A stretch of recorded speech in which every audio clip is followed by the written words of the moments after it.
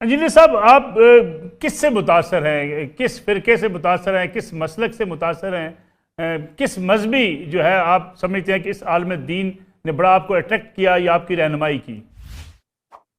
जी, मैं सबसे ज्यादा मुतासिर हूँ उस अल्लाह से कि जिसने मुझे पैदा किया और मुझे रसूलुल्लाह सल्लल्लाहु अलैहि वसल्लम का उम्मती बनाया, और उसके बाद उस शख्सियत से कि जिसकी कब्र मदीने में है सल्लल्लाहु अलैहि वसल्लम, जिन्होंने हज्जतुल वदा के मौका पर मेरे लिए कुरान और सुन्नत छोड़े, बाबे नहीं छोड़े, बुजुर्ग नहीं छोड़े। हालांकि उनके पास वो बुजुर्ग और बाबे थे जो छोड़े भी जा सकते थे, लेकिन रसूलुल्लाह को पता था कि मेरी वफात के बाद बिल आखिर इन्होंने भी फौत हो जाना है। 2 साल के बाद हजरत अबू बकर भी फौत हो गए, 12 साल के बाद सैयदना उमर भी शहीद हो गए, और ऑलमोस्ट 25 साल के बाद सैयदना उस्मान भी शहीद, और 30 साल के बाद मौला अली अलैहिस्सलाम भी शहीद, और आखिरी सहाबी अबू तुफैल आमिर बिन वातिला 110 हिजरी में, आज से ऑलमोस्ट समझ लें आप 1350 साल पहले वो भी दुनिया से तशरीफ ले गए। और आज कोई भी सहाबी दुनिया में मौजूद नहीं है, लेकिन जो नबी इस्लाम ने हज्जतुल वदा पे कुरान और सुन्नत छोड़े थे वो मौजूद हैं। गदीर खुम पे कुरान और अहले बैत की बात की थी, वो मौजूद है। तो मैं तो इनसे इंप्रेस हूं। बिस्मिल्लाहिर्रहमानिर्रहीम। Engineer Mohammad Ali Mirza U turn का मास्टर है। एक ही बयान के अंदर एक जगह पे कुछ कहा जाता है, दूसरी जगह पे कुछ कहा जाता है। पिछले महीने बयान कुछ और था और अगले महीने बयान कुछ और दे देता है। बल्कि 1 मिनट के अंदर, सिर्फ 1 मिनट के अंदर, मिनट के शुरू में बात और कर रहा होता है और उसी मिनट के आखिर में बात कुछ और कर रहा होता है।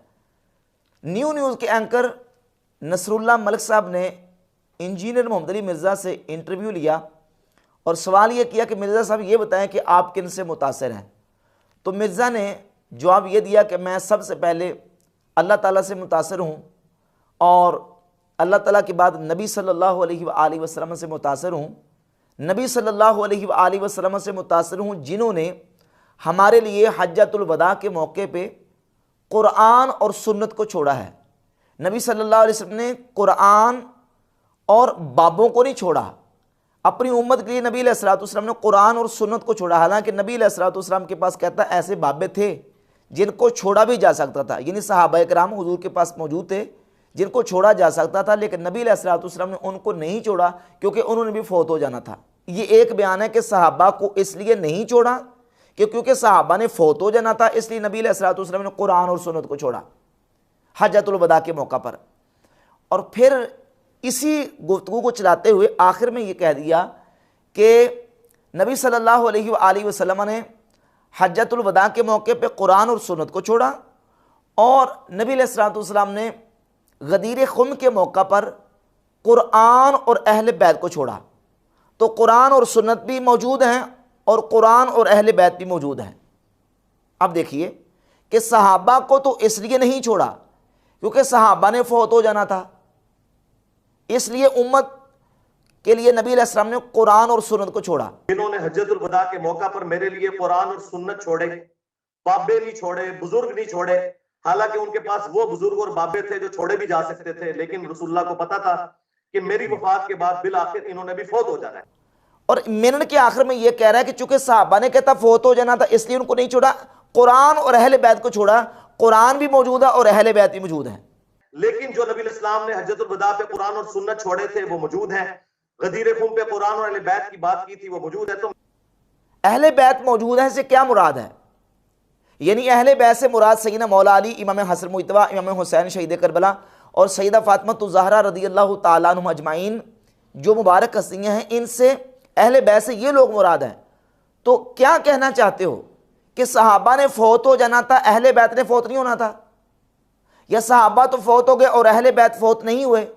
नबी अलैहिस्सलातु वस्सलाम ने सहाबा को इसलिए नहीं छोड़ा कि उन्हें फौत हो जाना था, और चूंकि वो मौजूद नहीं है तो अहले बैत मौजूद हैं, क्या मतलब वो फौत नहीं हुए, उनका विसाल नहीं हुआ, और उनको इसलिए क्या छोड़ा गया कि उन्होंने फौत नहीं होना था?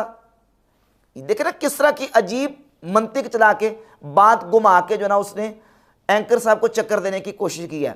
और जहां तक बात इसने ये की है कि नबी अलैहिस्सलातु वस्सलाम ने कुरान और अहले बैत को छोड़ा है, तो नबी करीम अलैहिस्सलातु वस्सलाम ने कुरान और अहले बैत को भी छोड़ा है और सहाबा को भी छोड़ा है।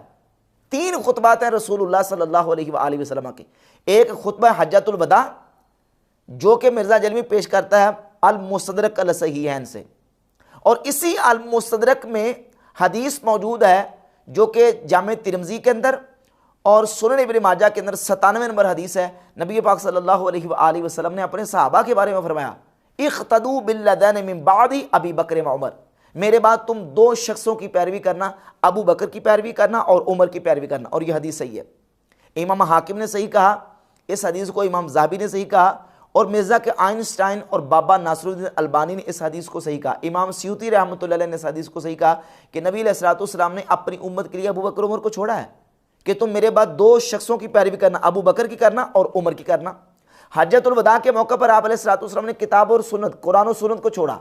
गदीर खुम के मौका पर आप अलैहिस्सलाम ने कुरान और अहले बैत को छोड़ा। और रसूलुल्लाह सल्लल्लाहु अलैहि वसल्लम ने मकाम जाबिया पर एक खुतबा दिया। जामे तिरमिज़ी के अंदर 2165 नंबर हदीस है और यह सही हदीस है। हज़रत उमर रज़ी अल्लाह ताला अन्हु मकाम जाबिया पर खुतबा देने के लिए खड़े हुए और कहा कि आज मैं इस मकाम पे खड़ा होकर खुतबा दे रहा हूँ जहाँ अल्लाह के नबी सल्लल्लाहु अलैहि वसल्लम ने खड़े होकर खुतबा दिया था। और आप अलैहिस्सलाम ने खुतबा ये दिया था, ऊसीकुम बिअस्हाबी, मैं तुम्हें अपने सहाबा की वसीयत करता हूँ। सुम्मल्लज़ीना यलूनहुम, फिर वो जो इनके साथ मिले हुए हैं, सुम्मल्लज़ीना यलूनहुम, फिर वो जो इनके साथ मिले हुए हैं, यानी सहाबा की, ताबईन की और अतबाउ ताबईन की नबी अलैहिस्सलाम ने वसीयत की है। और इसी हदीस के अंदर अलैकुम बिल जमाअति व इय्याकुम वल फुरक़ा, तुम पर जमात का साथ लाजिम है और फ़िरक़ों से बच के रहना। मुसलमानों की बड़ी जमात के साथ तुम दामन थाम के रखना और फ़िरक़ों से बच जाना। इस हदीस से ये वाज़ी हुआ कि नबी अलैहिस्सलाम ने अपने सहाबा को भी छोड़ा। जामे तिरमिज़ी की, सुनन इब्न माजा की, मुसनद के हाकिम की हदीस के मेरे बाद तुम दो शख्सों की पैरवी करना, अबू बकर और उमर की पैरवी करना। और ऊसीकुम बिअस्हाबी 2165 नंबर हदीस है, मैं तुम्हें अपने सहाबा की वसीयत करता हूँ। नबी अलैहिस्सलाम की हदीस मौजूद है। सुनन अबी दाऊद के अंदर एक हदीस है, रसूलुल्लाह सल्लल्लाहु अलैहि वसल्लम ने फरमाया, तुम में से जो मेरे बाद जिंदा रहेगा वो इख्तिलाफात देखेगा। अलैकुम बिसुन्नती व सुन्नतिल खुलफाइल महदीयीन अर्राशिदीन, तुम पर मेरी और मेरे खुलफाए महदीयीन अर्राशिदीन की सुन्नत लाजिम है। तो नबी पाक अलैहिस्सलाम ने अपनी उम्मत के लिए अपने खुलफाए राशिदीन की वसीयत की, अपनी उम्मत के लिए अपने सहाबा की वसीयत की, अपनी अहले बैत की वसीयत की, अपनी उम्मत के लिए हुजूर ने अपनी सुन्नत की, कुरान की वसीयत की। तो ये तमाम खुतबात नबी पाक अलैहिस्सलाम के मौजूद हैं। अब मिर्ज़ा जेलमी किस अंदाज से यू टर्न लेता है, एक मिनट के अंदर, मिनट के शुरू में बात और कर रहा था और मिनट के आखिर में बात और करता है। पिछले महीने इसने बात और की थी, पिछले महीने इसने बात यह की थी कि कहता जी कि हम तो आटे में नमक के बराबर भी नहीं है, हमारी तादाद तो आटे में नमक के बराबर भी नहीं है, ये बरेलवियों का मुल्क है, ये हमारा मुल्क नहीं है। और यहाँ तक कहा कि यहाँ कौन से मुसलमान हैं, यहाँ को मुसलमान हो तो इस्लामी निज़ाम नाफिज करे ना, यहाँ तो बरेलवी रहते हैं। मैं ये कर रहा हूं कि 22 करोड़ की अवाम में हम आटे में नमक भी नहीं है, 22 करोड़ की अवाम में हम आटे में नमक भी नहीं है मेरे भाई। ये मुल्क हमारा मुल्क नहीं है, ये बरेलवियों का मुल्क है। हाँ, सीधी सी बात है। और इनके मुकाबले में हम तो आटे में नमक के बराबर नहीं, ये पिछले महीने का बयान है। और अभी नया बयान ये दिया है, कहता है कि मेरे स्टूडेंट्स की तादाद इनके तमाम फिरकों से ज्यादा हो चुकी है। बात यह कि ये जो एक्टिविटी परफॉर्म हुई है ना, इसको अगर मैं खुद कानून हाथ में लेता, खुदा ना खास्ता, तो मेरे लिए कोई मसला नहीं था। आपको पता है पाकिस्तान में फिरकों की और जमातों की तादाद उतनी ज्यादा नहीं है जितने ज्यादा मेरे स्टूडेंट्स हैं, और सारे के सारे यंग जनरेशन। अब ये देखें ना, एक महीने के अंदर इसके बयान देखे, यू टर्न का मास्टर है मिर्ज़ा जेलमी। पिछले महीने ये कह रहा था कि हम आटे में नमक के बराबर भी नहीं है, और इस महीने आके एक महीने के अंदर तादाद इतनी ज्यादा हो गई है, कहता है कि जनाब मेरे स्टूडेंट्स की तादाद इनके तमाम फिरकों से ज्यादा हो चुकी है। एक बयान इसने पिछला साबका दिया व्यूज कमाने के लिए मुफ्ती मुनीबुर रहमान साहब के खिलाफ, कि मुफ्ती मुनीबुर रहमान साहब ने दुनिया न्यूज़ में मेरे खिलाफ फतवा दिया है। हमारे जो एक्स रुयत हिलाल कमेटी के जो चेयरमैन थे मुफ्ती मुनीबुर रहमान साहब हाफिज़हुल्लाह ताला, उन्होंने मेरे खिलाफ ये एक रिटन में फतवा लिखा है नाम के बगैर, और ये फतवा ऐसा है जो अखबार में छपा है। ये जो दुनिया अखबार है ना, जिनका ये दुनिया टीवी भी है, और उनका एक फतवा मोजज़ात और करामात के इनकार के रद्द पर छपा था। उस फतवे को लेके मिर्ज़ा ने पूरा एक क्लिप बनाया, उनके साथ तस्वीर अटैच की और बाकायदा तौर पे कहा कि यह फतवा मुफ्ती मुनीबुर रहमान साहब ने मेरे खिलाफ लिखा है। और अभी नसरुल्लाह मलिक साहब को इसने इंटरव्यू दिया और उसमें इसने ये कहा कि जो इस वक्त 3 मकात पे फ़िक्र हैं, देवबंदी, अहले हदीस वहाबी और बरेलवी। इनमें से मुफ्ती मुनीबुर रहमान साहब हों, साजिद मीर साहब हों या तकी उस्मानी साहब हों, इनमें से किसी ने मेरे खिलाफ कोई फतवा नहीं दिया। बरेलवियों के बड़े आलिम साद रिजवी साहब नहीं है। बरेलवियों के बड़े आलिम जो हैं वो पीर अफजल कादरी साहब नहीं है। बरेलवियों के बड़े आलिम हैं मुफ्ती मुनीबुर रहमान साहब। जो बंदियों के बड़े आलिम जो हैं वो हैं मुफ्ती तकी उस्मानी साहब। अहले हदीस के बड़े आलिम जो हैं वो साजिद मीर साहब हैं।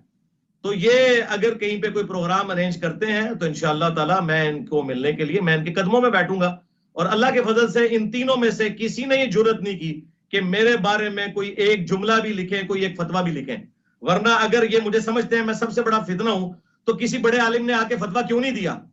पहले खुद बयान दिया है कि मुफ्ती मुनीबुर रहमान साहब ने मेरे खिलाफ फतवा दिया है, और अभी नया बयान ये दे रहा है कि मेरे खिलाफ इनमें से किसी ने